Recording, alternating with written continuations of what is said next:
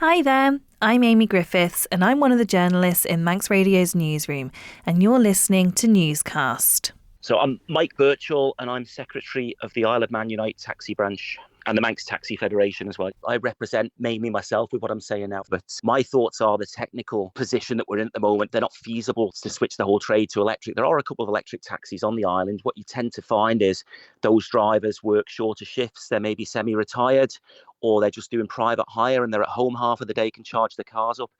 If you look now, the mileage capabilities of the electric cars is increasing, I know that. But even a one-man car on the island can be doing up to 300 miles a day in busy periods, maybe on a Saturday night or during TT.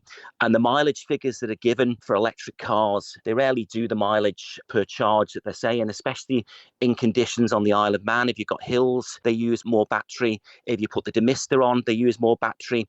If you're sitting on the taxi rank in Douglas in the middle of winter, you want your heater on, it uses battery. Put your fog lights on, it uses battery. So if a car is stated at doing maybe 300 and something miles per charge, it's rarely going to reach that.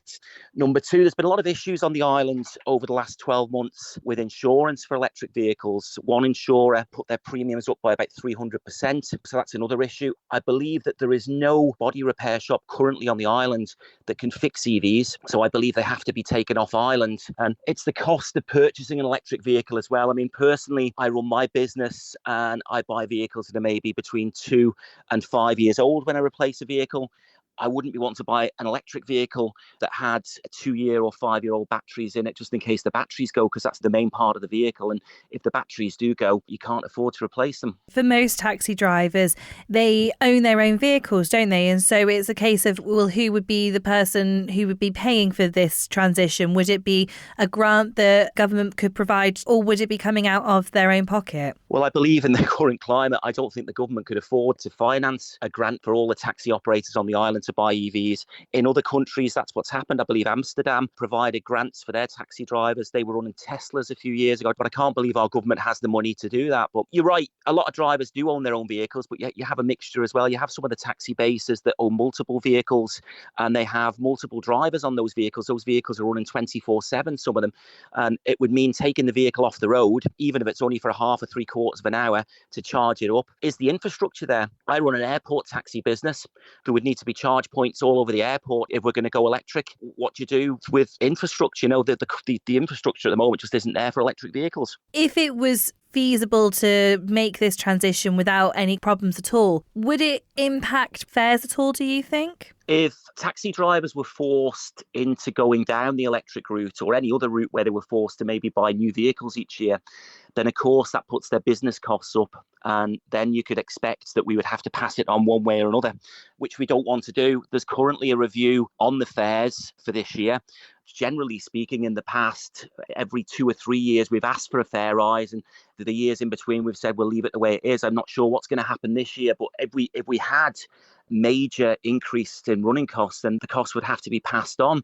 And that's not easy either, because it's easy saying you're going to pass the costs on, but can people afford those costs? They might stop using taxis. It might diminish our trade even more.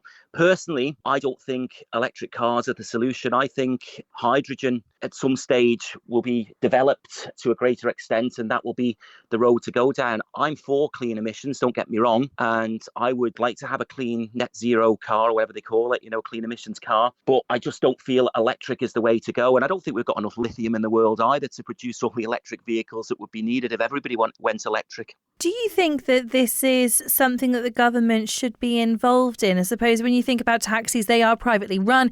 Is this something that should be coming from them, do you think? Well, the taxi trade is government regulated, so we can't say that they should have nothing to do with it. As long as they consult and don't force things upon the trade, I don't think we can have any gripes. What do you think realistically the chances are of being able to electrify the entire taxi fleet that we have here on the Isle of Man? In the next 10 years, I would say pretty much zero would be the chance of electrifying the whole taxi fleet on the Isle of Man. And I think in 10 years' time, if we get back around the table and look at what the market is saying then, I think electric cars may be on their way out, may be disappearing, and other forms of non-fossil fuel vehicles will be maybe on the road instead.